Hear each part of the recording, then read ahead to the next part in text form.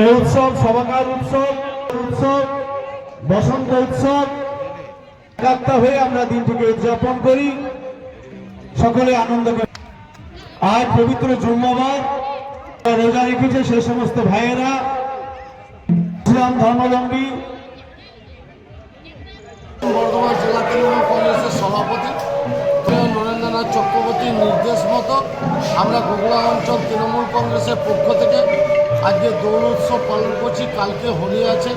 এই দোলের দিনে আমাদের সর্বস্তরের মানুষ, মুসলিম সমাজের মানুষ, আদিবাসী সম্প্রদায়ের মানুষ, হিন্দিভাষী বাঙালি যারা আছেন সবাইকে একত্রিত করি, ধর্ম জাতি ধর্ম বর্ণ নির্বিশেষে আজকে আমাদের এই দোল উৎসব পালন করছি গোগলা অঞ্চল তৃণমূল কংগ্রেসের পক্ষ থেকে।